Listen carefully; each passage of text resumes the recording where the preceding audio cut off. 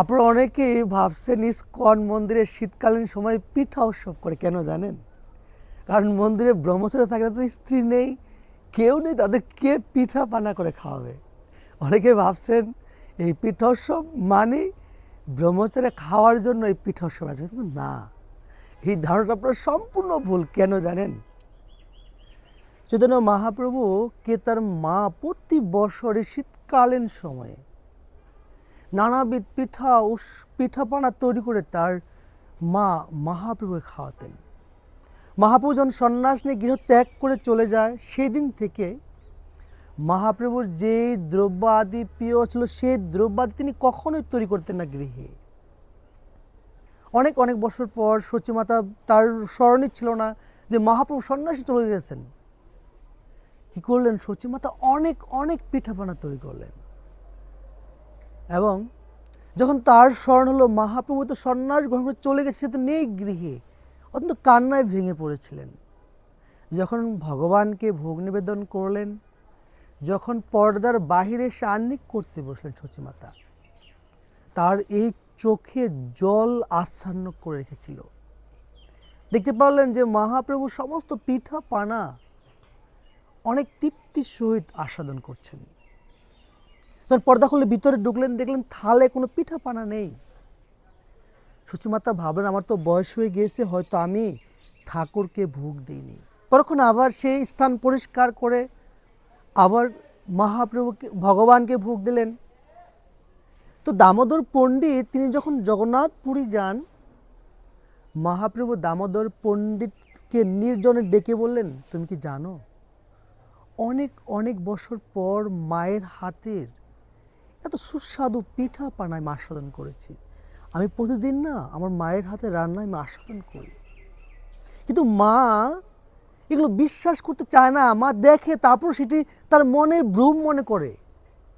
আর এবারও না এত পিঠাপানা তৈরি করেছে মা অনেক অনেক বছর পরে, আমি অত্যন্ত তৃপ্তির সহিত সমস্ত পিঠাপানা গ্রহণ করেছি।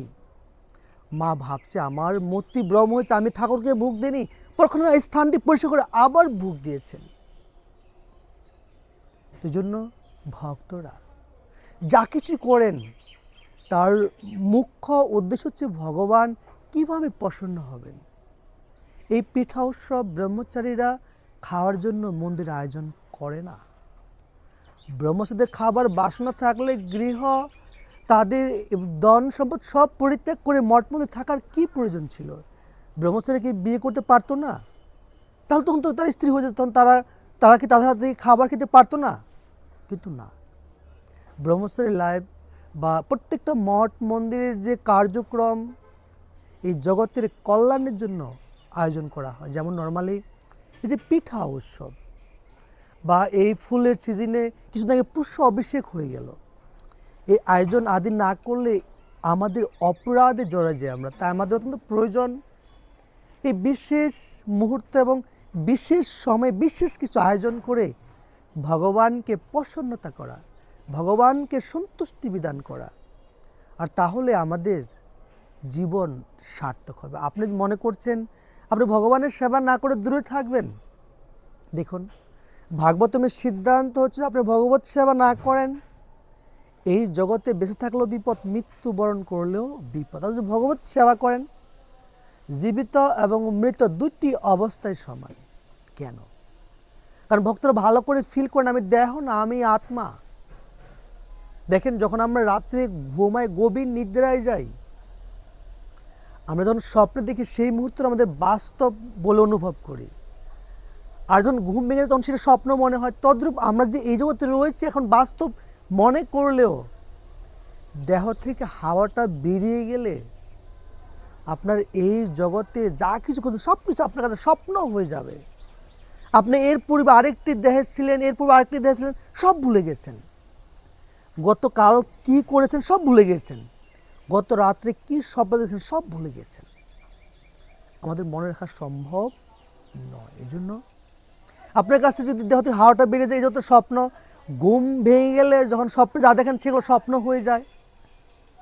এই জন্য আমাদের ভগবত সেবার বিকল্প নেই। আপনাদের সকলকেই সঙ্গে থাকার জন্য অসংখ্য ধন্যবাদ। হরে কৃষ্ণ।